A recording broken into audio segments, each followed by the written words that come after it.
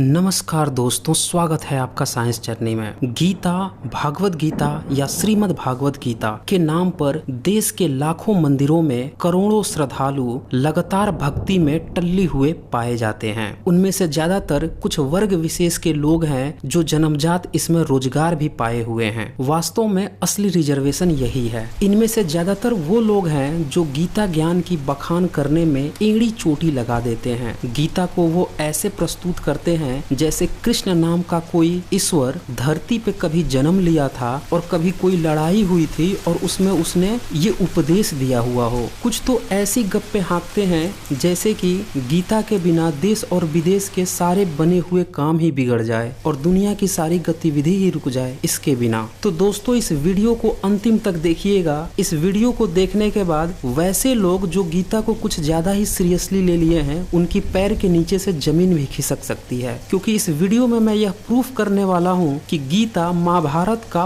Part ही नहीं है। इसे जबरदस्ती महाभारत में घुसपैठ कराया गया है। दरअसल यह प्रचारित किया गया है कि कृष्ण ने जो उपदेश दिया था, जो कि राजा धृतराष्ट्र के सारथी संजय ने सुना था, और ये संजय ने इसलिए सुना या देखा था क्योंकि धृतराष्ट्र के ही नियोगी पिता व्यास ने उसे दिव्य दृष्टि दी थी। इसी कारण आज गीता अस्तित्व में है। लेकिन जब हम इसकी तहकीकात करते हैं, तमाम समालोचकों की किताब पढ़ते हैं, गीता की किताब पढ़ते हैं, महाभारत की किताब पढ़ते हैं, तो इसकी पूरी तरह से पोल खुल जाती है कि गीता बिल्कुल ही अलग है। उसका महाभारत से कुछ लेना देना ही नहीं है, बल्कि जबरदस्ती उसमें घुसपैठ कराई गई है। अगर आप इन किताबों को ध्यान से पढ़ लीजिए तो आप खुद ही अनुमान लगा लेंगे कि गीता का लेखक हंसुए की शादी में खुरपी का गीत गाता है, वहीं महाभारत का लेखक अब्दुल्ला की शादी में मुल्ला बेगाना वाली बातें चरितार्थ करता है। तो खैर, गीता पे तो मैं बहुत सारे एपिसोड लाने वाला हूँ। यहाँ पे मैं सिर्फ ये चर्चा करूंगा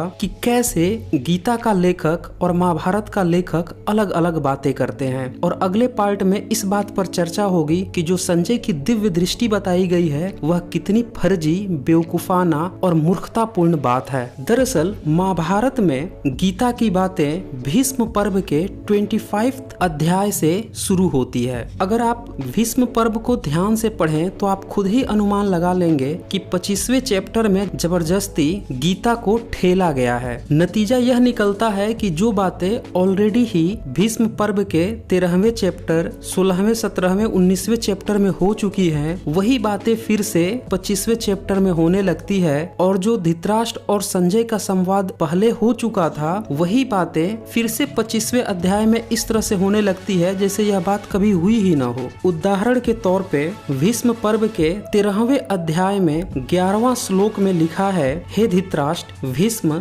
10 दिनों तक आपकी सेना का संरक्षण करके अत्यंत दुष्कर पराक्रम प्रकट करते हुए अंत में सूर्य की भांति अस्ताचल में चले गए। यानी भीष्म पर्व के 13वें अध्याय में ही 10 दिनों के युद्ध के बाद भीष्म के मरने की बात आ रही है। जबकि इसी भीष्म पर्व के 25th अध्याय में जहाँ गीता की घुसपैठ कराई गई है, वहाँ पे धृतराष्ट्र और संजय की जो संवाद होता है, उसमें धृतराष्ट्र संजय से ऐसे पूछता है जैसे उसने कभी सुना ही नहीं हो कि युद्ध शुरू हो चुका हो। अब मेरे पास ये गीता प्रेस की श्रीमद् भागवत गीता है। इसका अध्याय 1 श्लोक 1 का हिंदी अनुवाद सुने। धृतराष्ट्र बोले, हे संजय, धर्म भूमि कुरुक्षेत्र में एकत्रित युद्ध की इच्छा वाले मेरे और पांडु के पुत्रों ने क्या किया। और इसी तरह की बातें आगे चलती है। इससे ये पता चलता है कि 25वें अध्याय से पहले जो बातें हुई थी वो धृतराष्ट्र और संजय के बीच में हुई ही नहीं थी। या फिर आप इसका ये निष्कर्ष निकाल सकते हैं कि जो बातें पहले से हो रही थी और जब गीता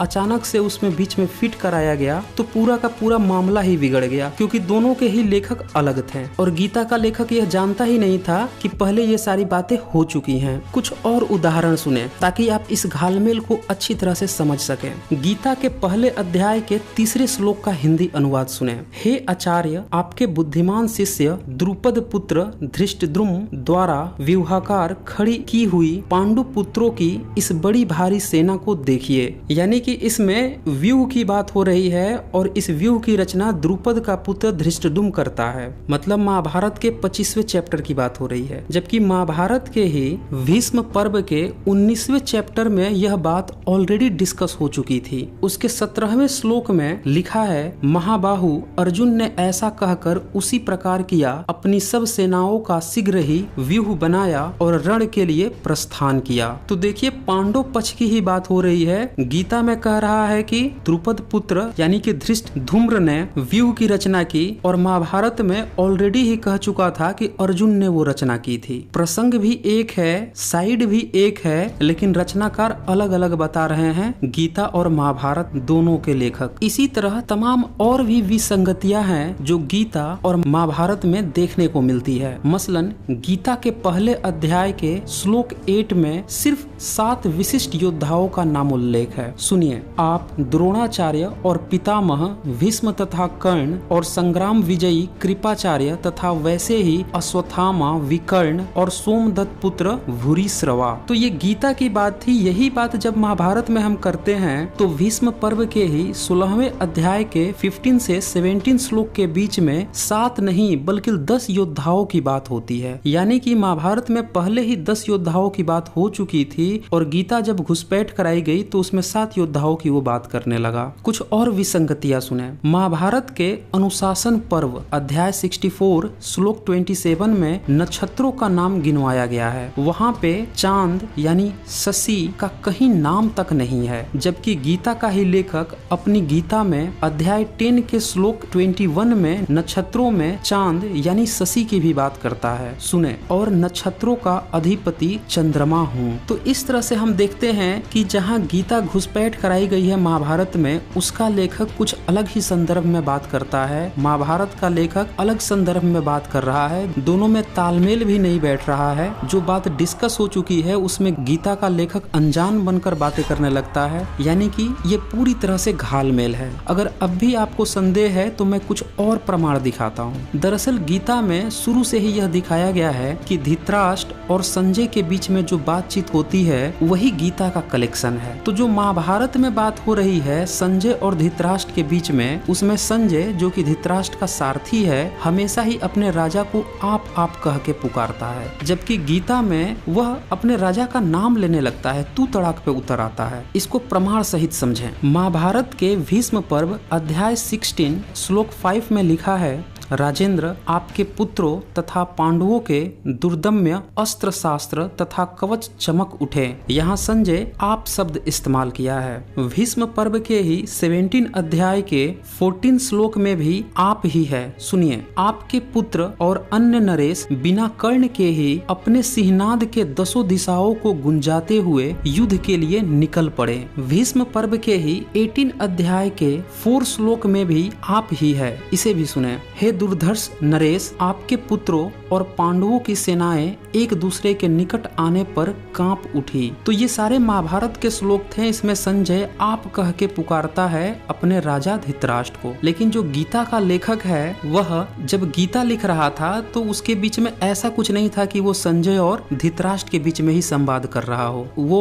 अन्य पुरुष के लिए भी श्लोक इस्तेमाल करता है। लेकिन जब इसकी घुसपैठ कराई जाती है तो ऐसा प्रतीत कराया गया जैसे ये संजय और धृतराष्ट्र के बीच का संवाद हो। उदाहरण के तौर पे सुने, गीता के अध्याय 1 श्लोक में संजय धृतराष्ट्र से बात करते हुए कहता है, शंखों की उस ध्वनि से धृतराष्ट्र के पुत्रों के हृदय फट गए। अब सोचिए, संजय ही सुना रहा है धृतराष्ट्र को और क्या कह रहा है, धृतराष्ट्र के पुत्रों के हृदय फट गए। ऐसा लग रहा है जैसे संजय यह बात नहीं कह रहा हो, कोई लेखक घर में बैठकर कलम चला रहा हो और वह यह बात कह रहा हो। इस श्लोक पे अपनी बेइज्जती देखते हुए तमाम तरह के पब्लिकेशनों ने इस श्लोक का अर्थ बदलने की कोशिश की, लेकिन बदल नहीं पाए हैं। मैं गीता प्रेस का ही उदाहरण देकर आपको दिखा देता हूँ। गीता प्रेस ने धृतराष्ट्र के पुत्रों के शब्द को अर्थार्थ कह के आप लगाया है। सुनिए, और इस भयानक शब्द ने आकाश और पृथ्वी को भी गुंजाते हुए धृतराष्ट्रों के अर्थात आपके पक्ष वालों के, देखिए यहाँ पे अर्थार्थ करके